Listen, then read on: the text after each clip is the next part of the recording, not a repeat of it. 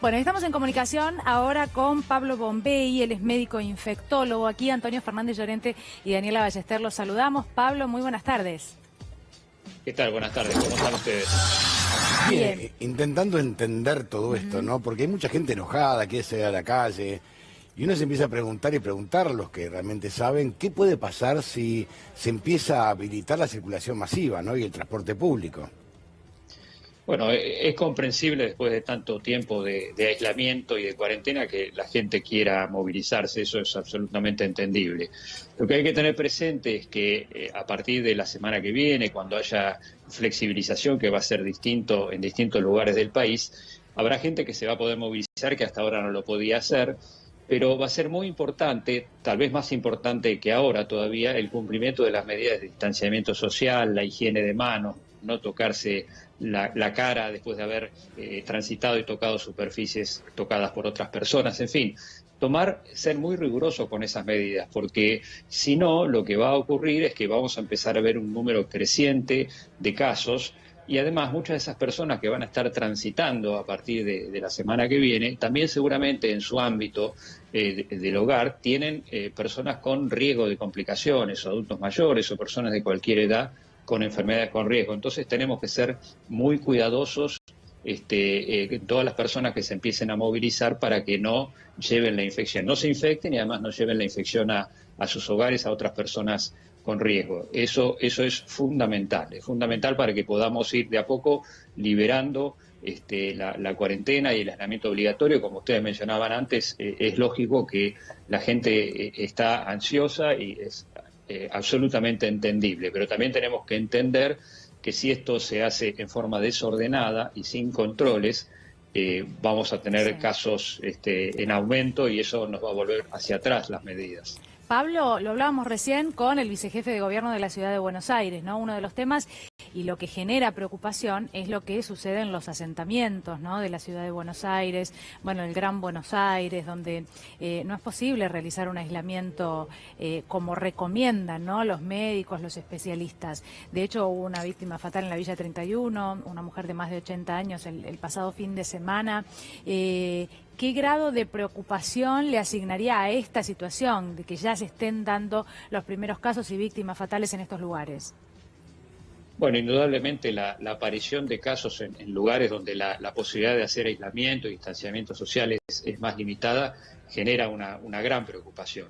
Por eso es muy importante la rápida detección, el aislamiento de los casos y el aislamiento de los contactos. Es muy importante en esto no solo la detección del caso, sino poder rastrear los contactos y también aislarlos y la posibilidad de aislarlos, que justamente a veces es difícil en ese tipo de lugares. Pero eso es fundamental y por supuesto que genera preocupación desde ya.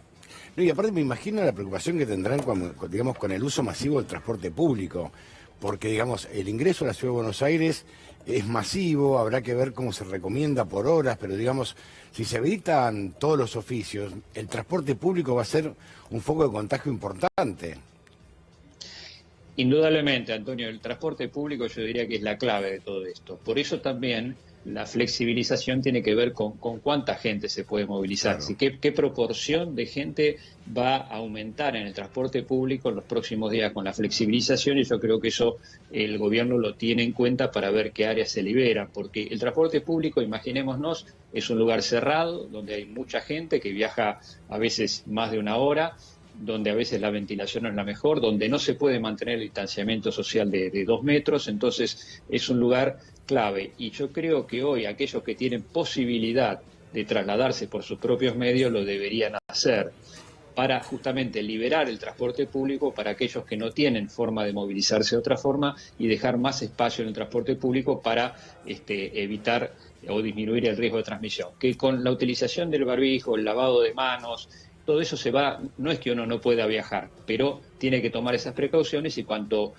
menos gente haya mejor. Yo creo que se están dando instrucciones para esto en cuanto a la cantidad qué porcentaje de asientos puede tener ocupado un colectivo, en fin. Hay medidas que se están tomando que obviamente es difícil de instrumentar, pero seguramente con esas medidas más lo que cada uno tome como precaución, el uso del barbijo, el lavado de manos, el no tocarse la cara, seguramente se va a poder instrumentar. Capaz uno se imagina, por ejemplo, el Sarmiento a las 7 de la mañana. No, imposible. El subterráneo 6 de la tarde.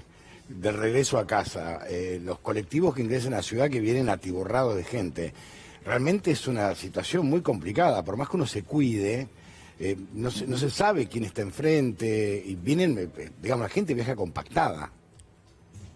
Sí, por eso es muy importante ver qué medidas se pueden tomar para, digamos, disminuir ese impacto de tanta gente concentrada. Por ejemplo, se había hablado de cambiar turnos de trabajo para alternarnos y que no toda la gente tenga que viajar a la misma hora. En fin, son transformaciones que no se hacen de un minuto al otro, pero hay que tratar de...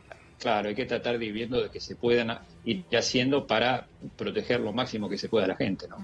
Pablo, nosotros, bueno, vamos a hablar, entiendo, también en el día de hoy con un médico infectado en Italia, ¿no? Y cuando uno leía su testimonio, él hablaba de las dificultades para no contagiar a quienes tenía en casa, ¿no? A sus familiares. Estamos hablando de un especialista, si bien...